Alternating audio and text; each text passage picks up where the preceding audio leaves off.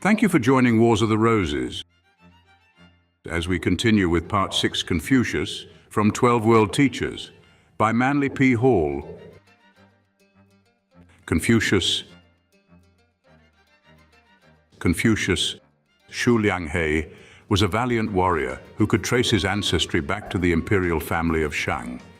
His exploits of great strength and courage have become part of the heroic tradition in China. As Shu Lianghei felt the weight of years descending upon him, he became gravely conscious of the misfortune in his domestic life. There would be no son to perform the ancestral rites to his memory. His wife had given him 9 daughters, and this tragedy so preyed upon the mind of the aged soldier that he decided to divorce his unfortunate spouse and take a new wife in his closing years. With due ceremony and the full practice of the elegancies of the day, he approached the ancient and illustrious family of Yen, where 3 marriageable daughters of exceptional virtue and beauty were awaiting husbands. It was a delicate matter due to the great discrepancy in ages. The Lord of Yen, with a gesture most unusual to the gravity of Chinese etiquette, discussed the problem frankly with the 3 young women. He pointed out the deplorable disaster which oppressed the soul of Shu Lianghei. He assured his daughters that the old warrior was of most excellent ancestry and suggested that they make their own decision as to the wisdom of such a match. The youngest daughter, Tsai, realizing that her father desired the alliance, immediately offered herself. Thus it came to pass that Shu Lianghei, in his 70th year, took to wife the 17-year-old daughter of the House of Yen.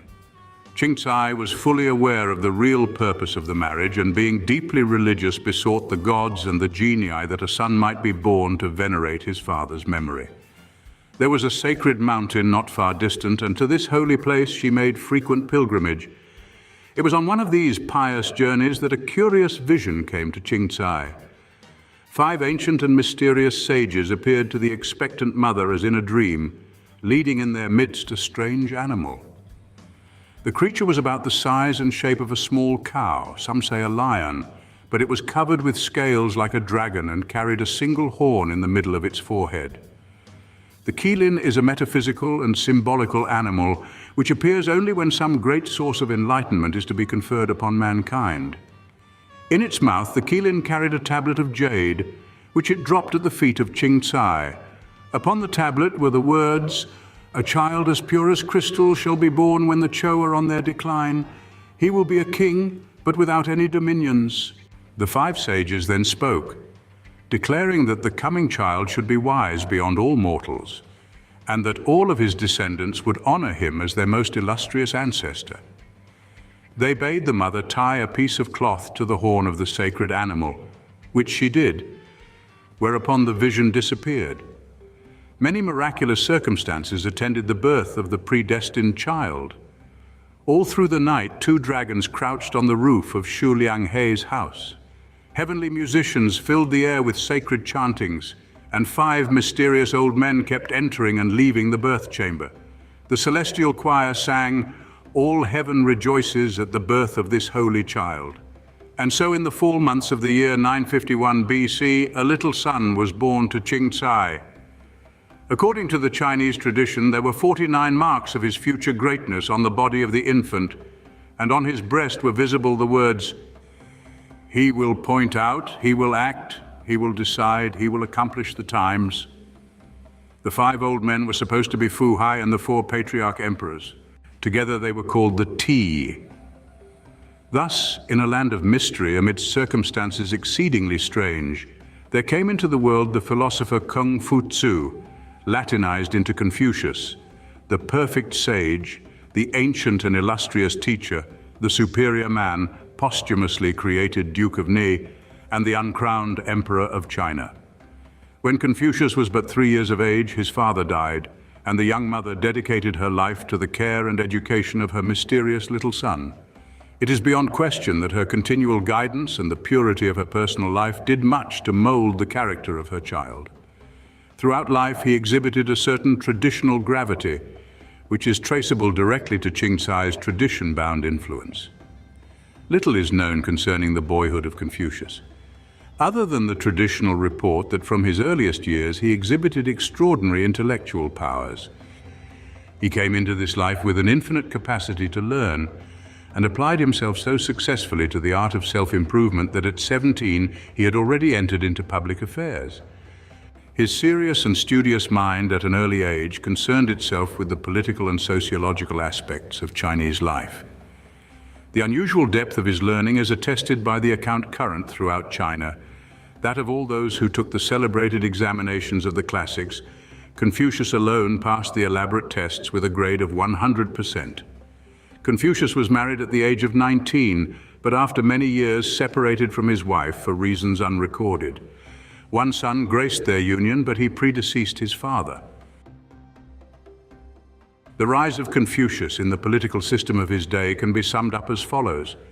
He was first made superintendent of the granaries of the Marquis of Lu, now Shantung. Later, the pasture lands of the state also came under his control. In his 50th year, he was elevated to the estate of prefect. A year later, he was further promoted to chief judge, and 3 years after this came to his highest political position, vice minister of the earldom of Lu. During these various periods of life, the actions of Confucius were marked by a severity of mien and an uncompromising devotion to honesty. A man of his unswerving devotion to integrity could scarcely hope for high office during a period as degenerate and corrupt politically as that of the declining Zhou dynasty. The earldom of Lu flourished under his care, becoming so rich and prosperous that intriguers from other provinces, jealous and fearful, organized to destroy the growing power of the Confucian policy. Confucius apparently never entirely recovered from the disillusionment of his political years. He saw men intentionally corrupt, undermining the integrity of the state for their own profit. He beheld a general decadence in ethics and law. To him, this decline represented the collapse of all that was fine and noble in the Chinese order of existence. As early as his 22nd year, being then but 3 years in public office, Confucius began to perceive the hopelessness of coping politically with the corruption of the state. The spirit of the reformer being strong within him, he realized that many evils must be overcome before law, as a regulator of human affairs, could function honestly. It may be contended that the viewpoint of Confucius was too narrow, and that many of his trials were of his own making, but history records him as a rather versatile person who combined strength of mind with strength of body. In the arts, he was a polished performer upon the lute. His ability as charioteer is especially noted, his skill with horses bringing him much fame. Whatever he did, he accomplished wholeheartedly, and sincerity of effort marked his every action. His mind was thorough and orderly, yet not entirely free from a certain bitterness, especially in advancing years. He suffered, as all idealists must suffer. He was so thoroughly equipped intellectually to help China that he was never able to understand fully why China refused his help. Whenever his program was attempted, it succeeded. But it seemed as though no one wanted his program. Intrigues destroyed vision. The state was a chaos of petty evils, and philosophy found small favor in the sight of princes. Confucius was vice minister of Lu, but a short time when, with the certainty of a man who has thought all things through, he one day closed the doors of state behind him, and leaving princes to their numerous quarrels, took up a life of wandering, which extended over a period of 13 years. This period in the life of the master was devoted to two specific purposes. He offered himself and his advices to the various feudal states in an effort to accomplish necessary reforms. He also gathered about him disciples and followers to whom he preached his ideas and in whom he implanted doctrines and ideals that were later to change the whole civilization of Cathay. After these 13 years of teaching and preaching, of offering and being repulsed, Confucius returned at the age of 67 to his own state of Lu, wiser from the experiences of his wanderings. He never resumed a political career, but established a school where he taught his utopian vision. Tradition tells that the total number of his scholars exceeded 3,000, and of this group, 72 so excelled in sagacity and penetration that he regarded them as actual disciples participating with him in the dream of the coming age. Confucius lived during one of the most important transition periods in the history of human society. Contemporary with him were Lao-tse in China, Gautama Buddha in India, Zoroaster in Persia, and Pythagoras in Greece. Confucius was forced to stand by and watch the decay of culture, form, tradition, and ceremony. Men no longer studied the odes and the annals, They no longer performed the rites. All that seemed beautiful and fine to Confucius was sacrificed to avarice and dissension. He therefore appointed himself a perpetuator and preserver of the ancient order of society. He re-edited, revised, and reformed, compiling what he believed to be the spirit of Chinese culture, performing in this way a task more vital than he was ever to know. About 200 years before the Christian era, the libraries of China were destroyed by imperial edict, and had it not been for Confucius, most of the antiquity of Chinese thought would have perished. With years already heavy upon him, his whole nature melancholy with the sadness of one who understands but cannot act, Confucius wrote on, striving to preserve, trying to make some contribution that would be of permanent good to the people of China. It was in the closing years of his life that Confucius contacted, or possibly more correctly came to understand, the oldest and strangest book in all China, the Yi King, the classic of change. Even in the 6th century BC, the authorship of the Yi King was obscure. It emerged with China from the dark periods before history. Some modern scholars have declared that the Yi King is the oldest book in the world. Commentaries on this work had been written before Confucius, but none of them seemed entirely satisfactory to his superior mind. So he prepared an elaborate commentary which commends him definitely to a belief in divination and magic. Possibly his interview with Lao-tse influenced this work, although many years had passed since that memorable visit to the librarian of the Third Ministry. Death came to Confucius while he was still engrossed in his literary endeavors. The last part of his life was divided between teaching and editing the Chronicle of the Earldom of Lu. One morning, after a dream which he thought presaged his death, one of his disciples heard him crooning, "The great mountain must crumble, the strong beam must break, the wise man must wither away like a plant." A short time before the passing of the master, a huntsman in the forest of Lu slew a strange monster. He brought the body into the town to be exhibited to the amazed populace. It was an animal the size of a cow, covered with scales and armed with a single horn. Upon beholding it, Confucius declared that its death denoted his own passing. It was the kailin, the peculiar animal of wisdom, and its destruction marked the close of the period of enlightenment. It was soon after this that Confucius took to his couch. His last words are variously recorded, but in substance they are the same. "No wise sovereign arises. There is none in the empire who will make me his master. My time has come to die." Another version reads, "Since no prince of this time has enough intelligence to understand me, it is better that I die, for my plans will not materialize." After these words, Confucius did not speak again, but remaining silent on his couch for 6 days, departed on the 7th, in his 73rd year, surrounded by his disciples. He was buried outside of the capital city of Lu, where his tomb remains to this day. Thus ended the quest of the superior man who spent a lifetime searching for an honest ruler. The doctrines of Confucius. The principal source of the Confucian doctrines is the Annals, in Chinese Lun Yu. Strictly speaking, this work was not written by the master, but is rather a collection of his opinions, interspersed with the words of other teachers and scholars, and also anecdote material. The statements directly attributed to Confucius are generally preceded by the statement, "The master said," or "the master answered." The scope and quality of Confucius's mind may be more fully appreciated by the choice which he made from the ancient odes and annals in his editorial capacity of preserver and restorer. Confucius was not a mystic, although he showed no aversion to mystical speculation and occasionally indulged in it. His mind was devoted to practical problems concerned with the social and political survival of the Chinese Empire. A devoutly religious man, he refrained from any direct effort to expound theological opinions. Under the general term heaven, he summarized the spiritual and causal factors which animate and direct material creatures.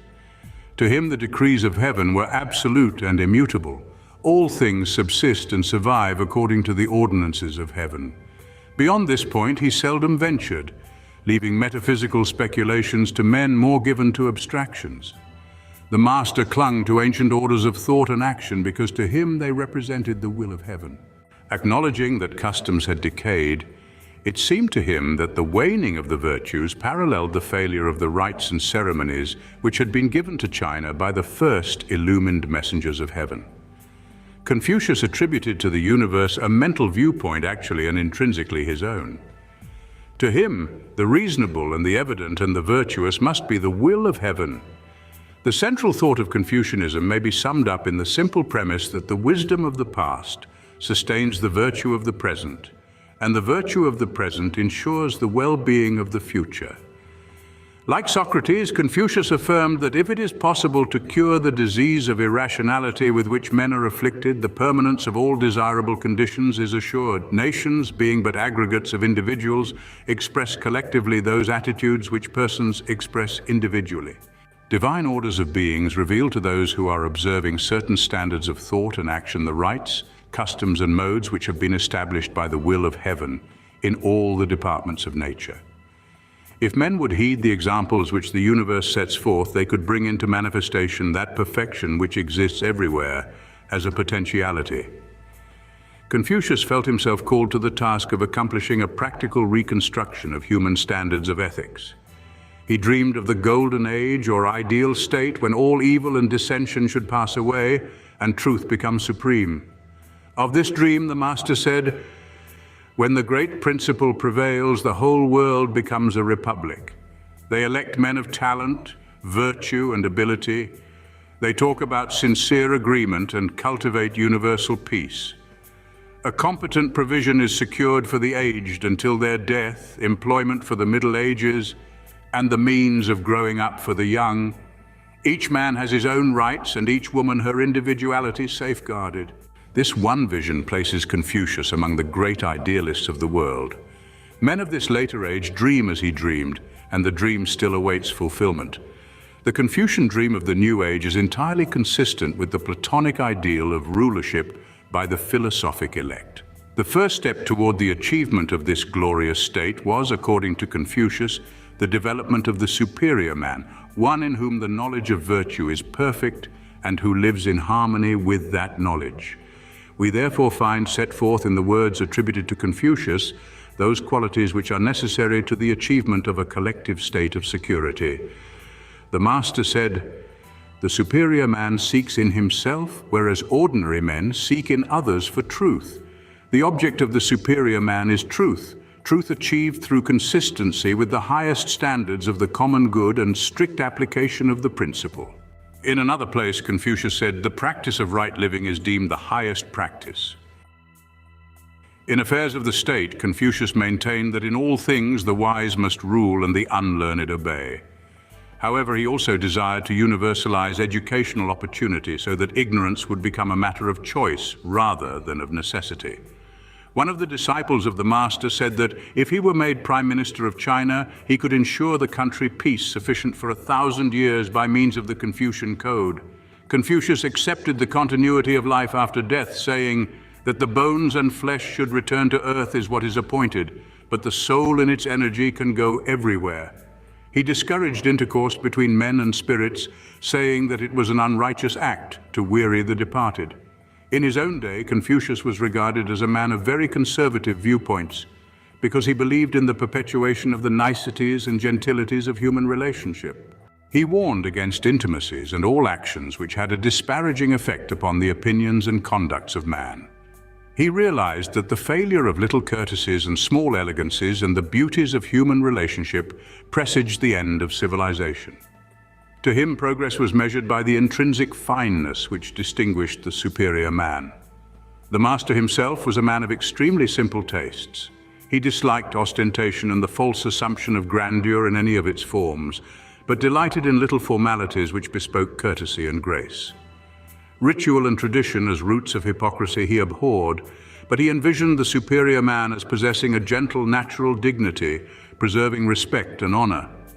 The life of Confucius exemplified his belief in the magnificence of little things. Michelangelo sounded a Confucian keynote when he said, "Trifles make perfection, and perfection is no trifle." The failure of little things, of subtle forces, of beautiful traditions, must inevitably bring great enterprises down to ruin. In spite of his courtly consciousness, Confucius was neither arrogant nor self-sufficient. If his words produced meritorious results, he took no credit to himself. If he failed, he did not accept the blame, stating repeatedly that success and failure are according to the will of heaven. On one occasion, he was told that men did not understand him, and he replied that it was no affliction not to be understood by men, but rather an affliction not to understand men. In the Analects, he sums up the course of his own life. When I attained the age of 15, I became bent upon study. At 30, I was a confirmed student. At 40, naught could move me from my course. At 50, I comprehended the will and decrees of heaven. At 60, my ears were attuned to them. At 70, I could follow my heart's desire without overstepping the lines of rectitude. To the degree that Lao-tse depreciated all human knowledge, Confucius admired and cultivated the arts and sciences. He sought union with universal truth, not in the ascetic's way of inward silence, but by the scholar's path of self-improvement. Taoism teaches that by achieving the one we know all. Confucianism teaches that by knowing all, we discover the one. The Confucian path may be summarized in the words of the master himself: concentrate the mind upon the good way, maintain firm hold upon virtue, rely upon philanthropy, find recreation in the arts, and never withhold instruction from any man. Confucian disciplines. Confucius did not promulgate metaphysical disciplines among his disciples. It does not appear that he either indulged in or taught the meditative and contemplative practices that had been introduced to the Chinese mind by teachers and pilgrims from India. Confucius was too thoroughly Chinese to borrow the philosophies of other people. The fragments that have descended from the original Confucian school indicate that virtue and knowledge were the fundamentals of the master's teachings. Virtue was interpreted Socratically as right conduct, and knowledge much in the thought of Lord Bacon as the achievement of all things knowable. Virtue and knowledge reacted upon each other. Virtue increased the capacity for knowledge, and knowledge supplied the elements from which the standard of virtue was compounded. Live well, study diligently, and apply all knowledge to its useful ends. This, in substance, was the Confucian concept of right and truth. The disciples of the master imposed certain disciplines upon themselves. They moderated the extremes of their emotions, reformed the excesses of their outward lives, and cleansed the mind of its inconstancies and inconsistencies. They further cultivated gravity of deportment and faithfulness in small matters. They detached their minds from thoughts of reward, being satisfied to labor and to learn without reward other than the improvement that they wrought within themselves. The Confucian philosophy is particularly applicable to our modern world because of the intensely practical emphasis that pervades and dominates the entire system. With wisdom, the end, and virtue, the means, the course of life was clarified and the mind freed from the distress of conflicting opinions of schoolmen and the obstinate absurdities of theologians. Confucius was not deceived by any vain optimism. As a youth, he dreamed greatly, but as a mature man, he realized that hundreds of thousands of years must pass before virtue and wisdom should rule the human race. He taught not a glamorous doctrine suitable for immature and inconstant mortals. Rather, he set down certain immutable truths which man might accept or reject at will. Neither acceptance nor rejection could in any way affect the essence of the facts. Man lives not merely to barter and exchange for a little time, nor to spend his years in idle or unfruitful courses, but rather to accomplish virtue and achieve wisdom. Man is truly human to the degree that he is truly good and truly wise. Wealth, power, authority, and high birth are not the proper objects of admiration. Only the wise man is truly admirable. Only the virtuous man is worthy of respect. The Confucian discipline is consequently the accomplishment of self-improvement, the dedication of the life throughout all its years to noble motive and high purpose. From childhood on, nobility must be cultivated. Nobility is gentleness, unselfishness, prudence, tolerance, temperance, and most of all, a constant fixing of the mind upon the attributes of true greatness. In low office, a man must be faithful. In high office, he must be just. In all his transactions, he must be honest. And in all things throughout his days, he must value his honor above all gain and his character above compromise. This might not sound like a metaphysical discipline, yet the achievement of the Confucian code is by no means easy. Man may pray for a few moments each day, or meditate for a little time upon some high resolve. but to live well all of the time simply because right living is man's first duty to himself and others tests the courage and devotion of even the strongest. What a noble world this would be if all men were honest. Yet honesty, so small a word and so simple a matter, is difficult beyond words. Peace is easier than war. Honesty simpler than intrigue. Wisdom more natural than ignorance. But the world chooses the less noble course, and only a few practice those simple virtues, which are the very essence of human relationship. To Confucius, the fundamental facts of life were evident. He lived them more nobly than most men. He taught them with a devotion that has brought him the respect of the whole world. He belongs not to Cathay, but to all of mankind. His message, continuing through the centuries, descends after 2,500 years as real and as practical as it was in his own day. Would that Confucius could live today and preach honesty and honor to this generation which needs him as sorely as did ancient China. But if he stood upon the street corners of our cities, he would suffer again the ill fortunes that he met before. A few would follow him as of old, but even today it is unlikely that there would be governors who would listen, or princes to make him their minister, or a king to hearken to his doctrines. Honesty and honor have little place today in the course of empire.